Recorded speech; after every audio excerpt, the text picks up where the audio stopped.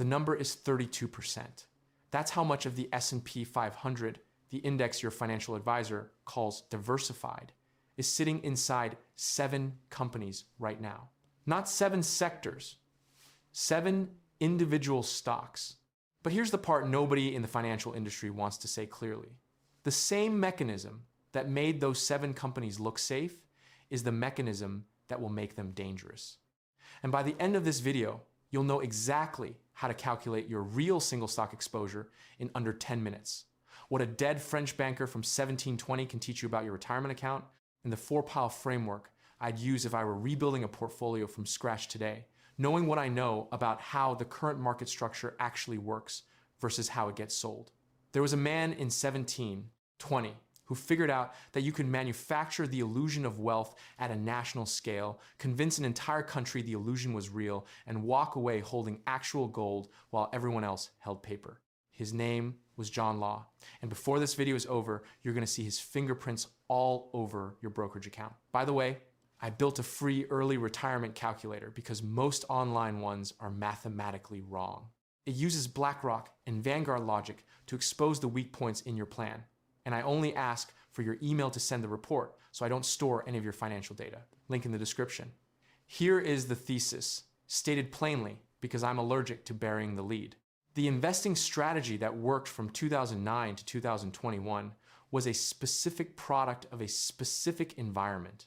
Falling interest rates, expanding price to earnings multiples, and a decade-long tailwind that made passive index investing look like genius. That environment is over. Interest rates are elevated and unlikely to return to zero. Valuations are already at the high end of their historical range. And the strategy that was handed to you as a universal truth was actually a situational advantage that's beginning to reverse. Most people don't know this because the people who do know it have zero incentive to tell you. Your passive monthly contributions keep the machine running. So today, we take it apart. The metaphor I want you to carry through this entire video is a house. Specifically, a house a contractor built for you and called it state of the art. He showed you the spec sheet on move-in day. 500 structural components. Sounds solid.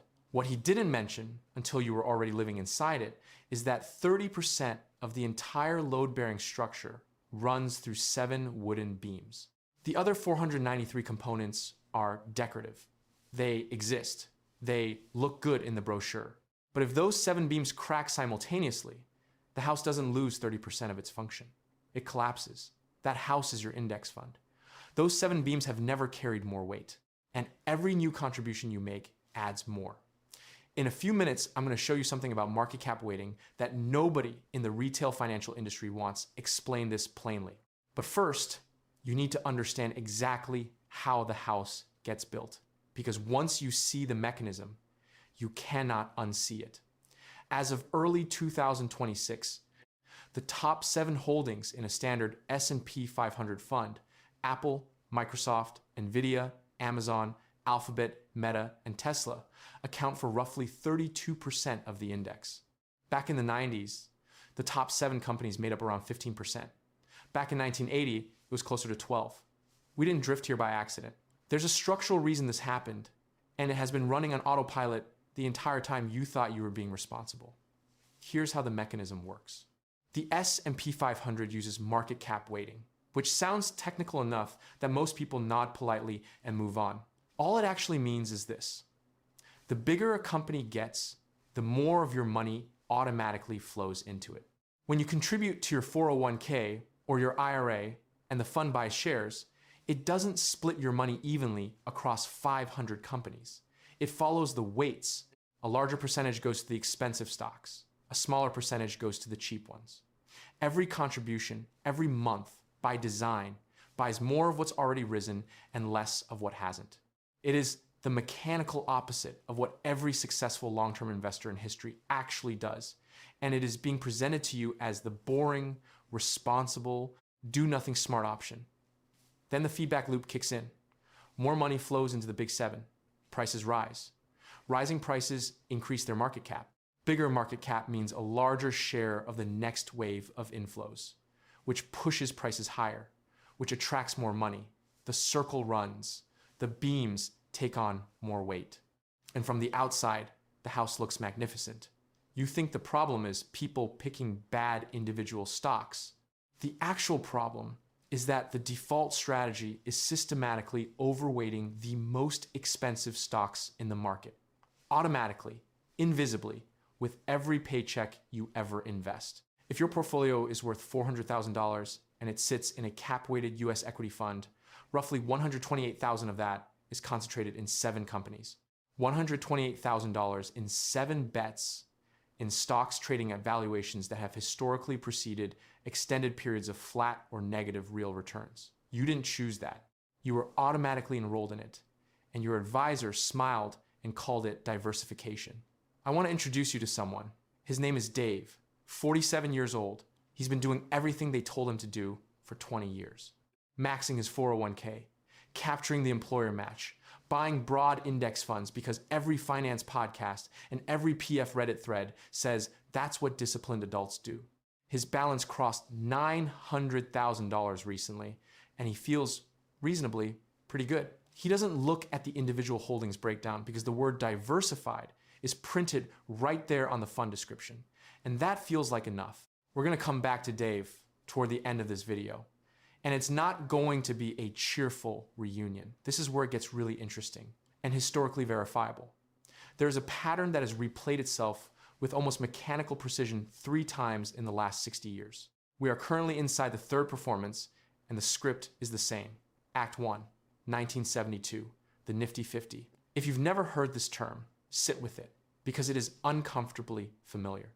The Nifty 50 were the 50 stocks that every institutional investor in the early 1970s said were so dominant, so well managed, so inextricably embedded in American commerce that you could buy them at any price. Just hold forever. These weren't speculative startups. These were Kodak, Xerox, Polaroid, Avon Products, Sears. The American economy made investable, the ultimate blue chips. By 1972, some of these stocks were trading at 60 to 80 times earnings, which is extraordinary. But the argument was that the growth would eventually justify those multiples. The companies were that good. Institutional money piled in. Retail followed because it felt safe. This is what the smart money is doing. The financial press wrote approvingly about buy and hold forever. Then 1973 happened. Oil embargo. Inflation spiked. Recession hit. Suddenly, growth stocks were not growing. The Nifty 50 cratered. Polaroid fell 91% from peak to trough. Avon Products fell 86%. Xerox fell 71%. These were not speculative bets. These were the safest names in American capitalism. And if you bought at the peak in 1972, some of them took 25 years to break even in nominal terms. Longer in real terms. A quarter century of zero returns on the most conservative investments available. Walk through what actually happened step by step, because the steps matter more than the outcome. First, a small group of stocks was declared so high quality that valuation was irrelevant. Second, enormous capital inflows drove prices higher. Third, high prices became evidence of quality, which attracted more capital. Fourth, economic conditions shifted. Fifth, the most overvalued assets had the furthest to fall. Sixth, everything fell at the same time. So the diversification everyone assumed they had evaporated simultaneously. Act 2, 1999. You already know the NASDAQ collapsed 78% from peak to trough. It took 15 years to recover to the same level. 15 years. Different specific companies, same mechanism, same outcome. We are in Act 3. And the concentration is higher now than it was in either of the previous 2 acts. Okay, Tom, but those 7 companies actually make money. They're not .com startups with no revenue. I know, I hear you. And I want to answer this properly because it is the most common objection and it deserves more than a dismissal. The businesses are real, the revenues are real, the market dominance is real, the AI opportunity is real. None of that is in dispute. The question is what price you're paying for those real businesses. And right now, the price embedded in your index fund for some of those 7 companies reflects assumptions about sustained hypergrowth that historically, almost no company has ever delivered over a decade. Not because the companies were bad, because the math of compounding from a high base is unforgiving. At a certain scale, growth slows. It always has. NVIDIA, which I want to be precise about because the example is important, genuinely revolutionary company, genuinely the backbone of current AI infrastructure. In early 2023, it was worth roughly $300 billion. By the start of 2026, it crossed $3 trillion, a 10 times increase in approximately 3 years. The revenue over that same period roughly tripled, which is exceptional. But what grew 10 times was not the business. What grew 10 times was the price investors were willing to pay per dollar of that business. The multiple expanded. That is the same thing that happened with Polaroid in 1972. Real product, real company, valuation disconnected from the sustainable math of the business. Here's the number that should land. If NVIDIA falls 50% from its peak, which is not an extreme scenario, it's happened to virtually every high-flying tech stock in history. Cisco fell 86% in 2001. Meta fell 73% in 2022. That single stock decline removes approximately 4.5% from the S&P 500 index. Add similar declines for Apple, Microsoft, and 2 or 3 others, and you're looking at a 20 to 30% drawdown in the safe diversified index fund. Even if the other 493 companies are completely fine, you'd be down significantly in your boring, prudent, boring people-approved investment vehicle, primarily because of 7 beams. By the way, hit subscribe if you like the content, otherwise YouTube's algorithm may never show you my videos again. But here's what nobody is telling you. There's a third act to the John Law story, and it involves who actually won.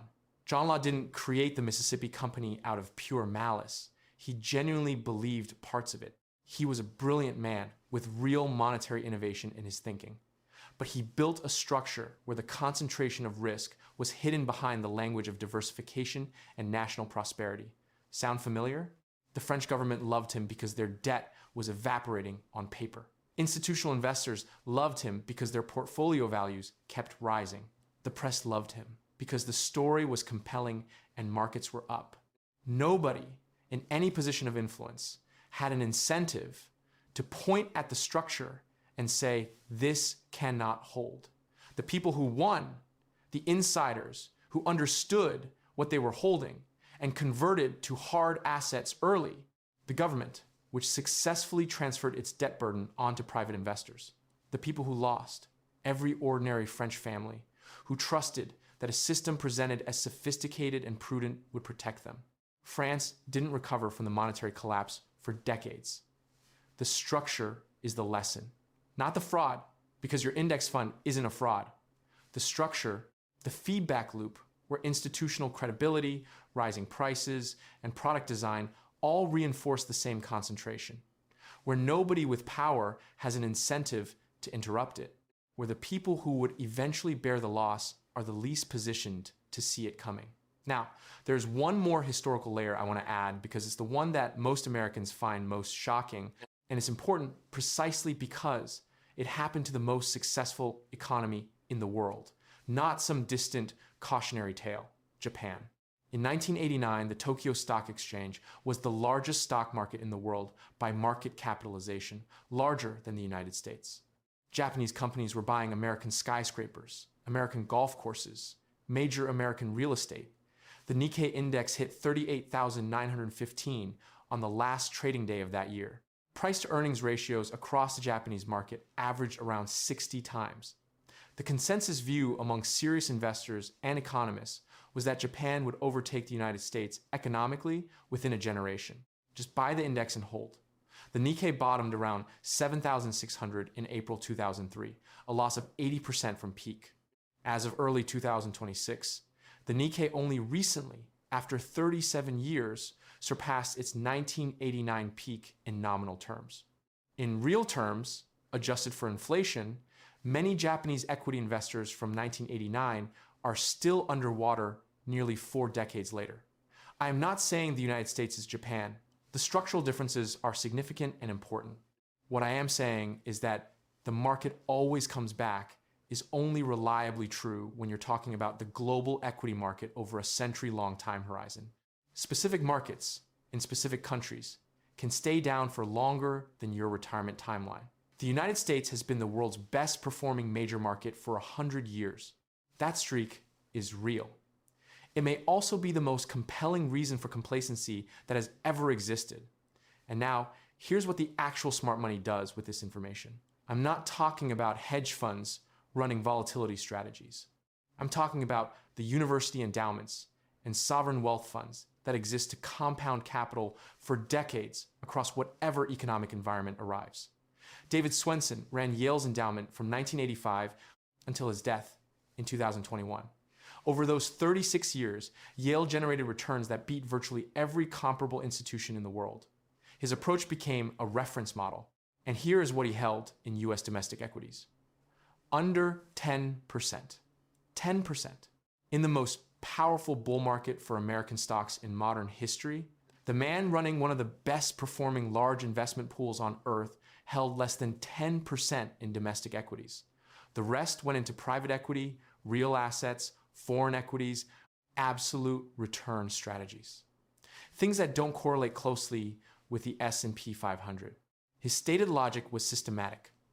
You want exposure to return premiums across uncorrelated assets, not concentrated exposure to one market's current valuation cycle. You want the house built on multiple independent load-bearing structures, not 7 beams. You cannot replicate Swensen's portfolio. You don't have access to the private equity funds or the hedge fund structures. But the philosophy is entirely replicable. And the philosophy says, the most dangerous thing you can do is concentrate your wealth in whatever has already appreciated the most. Slap a respectable sounding label on it and stop paying attention. My financial advisor just called to say concentrating my entire net worth in the single best performing asset class of the last 15 years is actually called disciplined investing. He said this from his lake house. I appreciate the perspective. Now here's where this lands for real people with real money, not theory, numbers. Imagine you're 44 years old. You have $480,000 in retirement accounts, all in a target date 2040 fund, which holds about 70% in a cap-weighted US equity index. You're contributing $14,000 a year. You plan to retire at 62, 18 years from now. The concentration math on your current balance, 70% of 480,000 is 336,000 in US equities. 32% of that is roughly 107,500 sitting in 7 stocks, $107,500 in 7 companies. That you probably couldn't name the price to earnings ratio of if someone asked you right now. Now run the stress scenario. A meaningful tech correction begins. The Magnificent Seven decline an average of 45% over 14 months, which is a historically normal drawdown for high multiple growth stocks. The rest of the S&P falls 15%. Total index loss, approximately 23%. Your 480,000 becomes around 369,000. You lost $111,000. And approximately 65,000 of that loss came specifically from the concentration in 7 stocks. If you had rebalanced into equal weight and international 12 months earlier, your drawdown would likely be closer to 12%. You lose around 57,000 instead of 111,000. Same market event, $54,000 difference in outcome from one rebalancing decision you made a year before the correction. That $54,000 compounding at 7% from age 44 to 62 becomes approximately $183,000 at retirement. You didn't earn that from some brilliant trade. You preserved it by knowing where your actual risk was sitting. This is what I mean by the psychology of money being a brain problem, not a math problem. The math above is not difficult. Anyone can run it. The reason people don't is because running it requires admitting that the thing they were told was safe might not be as safe as advertised. And that's an uncomfortable thought to sit with, especially when the account balance keeps going up and everything feels fine. The beams are holding, they look great. Why would you start asking structural questions now?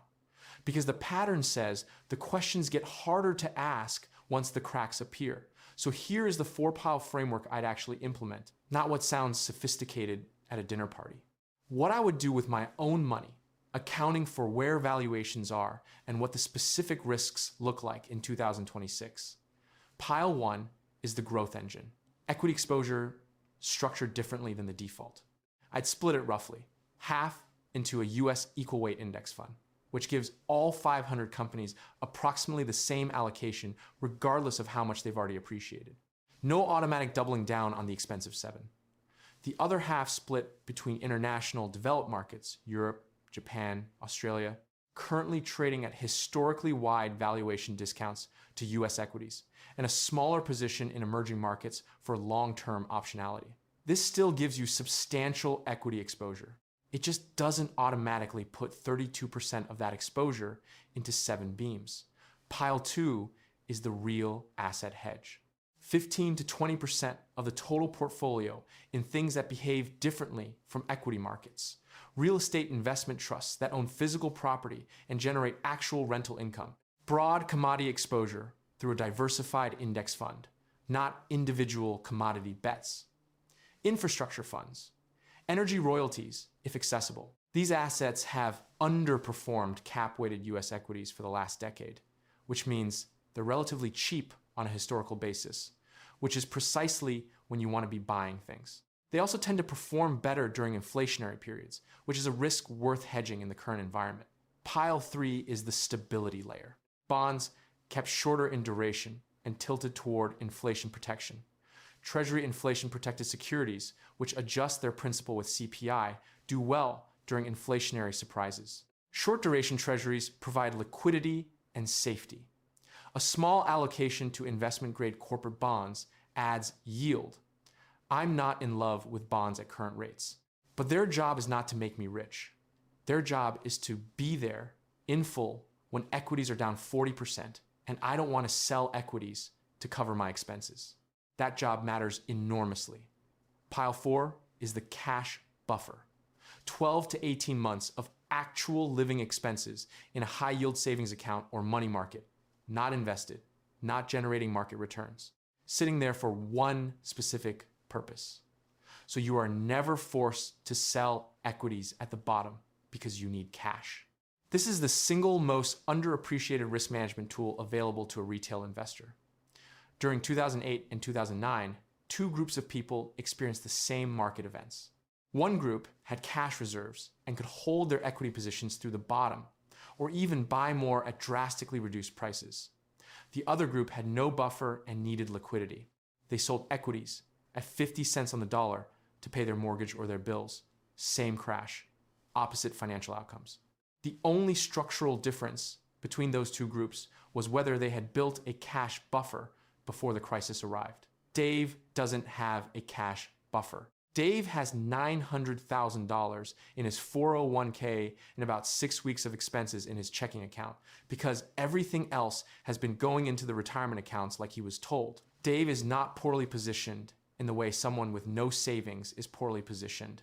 Dave is positioned in a way where one bad sequence of events at the wrong moment could require him to make permanent decisions during a temporary crisis. That's the subtle trap. Here's how Dave's story ends, at least one version of it. The market corrects meaningfully in 2027. His $900,000 drops to $680,000. He's 3 years from his planned retirement. He doesn't panic sell, he's disciplined, but he also can't retire at 60. The income floor wasn't there. The buffer wasn't there. The rebalancing hadn't happened. He works until 63. The market recovers. He retires fine. He lost 3 years. Not his money, his time. That's what concentration risk at the tail end of a wealth accumulation cycle actually costs most people. Not bankruptcy, not devastation. 3 to 5 years of additional work you didn't plan for, taken from the years when your health and energy were still fully intact for enjoying what you built. That's the real price. The framework to prevent it isn't complicated. 3 actions, taken now, not eventually. First, this week, look up the actual top 10 holdings and percentage of assets for every fund you own. Vanguard, Fidelity, Schwab, they all publish this. Add up the percentages for the top 10. If any single fund has more than 25% of its value in the top 10 holdings, you are concentrated. Write that number down. You're not making any decisions yet. You're diagnosing. You cannot treat a condition you haven't diagnosed. Second, calculate your real single stock exposure. Total portfolio value multiplied by the percentage you hold in cap-weighted US equity funds, multiplied by the approximate individual stock weights. Apple is currently around 7% of the S&P 500. If you have $300,000 in an S&P index fund, you have roughly $21,000 in a single stock. That's a number you should know. Most people don't. It doesn't mean it's wrong to hold it. It means you should know you're holding it. Third, write down your rebalancing rules before you need them. Not after, before. My rule is straightforward. If any asset class in my portfolio drifts more than 5 percentage points from its target allocation, I rebalance. If my overall equity to bonds to cash ratio moves more than 10 points from target, I rebalance. I don't do this based on predictions or market sentiment. I do it based on drift. The rule automatically forces me to trim expensive assets and add to cheaper ones without requiring me to feel smart enough or brave enough in the moment to make that call. Remove the emotional decision from the most emotionally charged circumstances. Write it down when you're calm. Here's the final thing I want to leave you with, and it's about psychology more than allocation. The financial industry has spent 40 years convincing you that investing is either too complicated for regular people to understand or so simple that you should hand over your money and stop thinking about it. Both messages serve the same function. They keep you passive, and passive investors are the most profitable clients. They're not entirely wrong that simple index investing beats most active management. That research is real. But there's a gap between simple index investing beats stock picking, and all index funds are equivalent and concentration doesn't matter and you should never look closely. That gap is where the risk lies. And that gap has been widening for 15 years. John Law built a system where the concentration of risk was hidden behind the language of diversification and national prosperity. The French government and institutional investors loved it because their paper values kept rising. The press loved it because the story was compelling. Nobody in a position of authority had an incentive to say this out loud. The house is 30% beams. When the beams cracked, the people who bore the losses were the people who had trusted the labels on the product, not examined the structure inside it. I'm not asking you to sell everything. I'm not predicting a crash on a specific date. I'm saying go look at what's actually inside your house. Count the beams. Ask whether you consented to the structural choices that were made automatically on your behalf. And then decide, with actual information, whether you're comfortable with the bet you're currently running. Because doing nothing right now is not neutral. It's an active decision to maintain current concentration at historically elevated valuations. It just feels passive because you're not clicking any buttons. You're adding weight to the beams with every paycheck that goes in, and never asking whether the foundation was engineered to hold it. Dave's going to read his next quarterly statement and see a number that feels like a grade, an A probably, because the market has been generous. He's going to feel validated. He's not going to look at the top 10 holdings because everything is fine. I hope Dave's right. I hope the 7 beams hold indefinitely. But I'm not going to structure my finances around hoping the 7th replay of the same historical pattern has a different ending. Lazy investing built more fortune than crypto memes. And if that sounds too boring for you, go ahead and keep adding weight to those 7 beams. France looked prosperous right up until it didn't.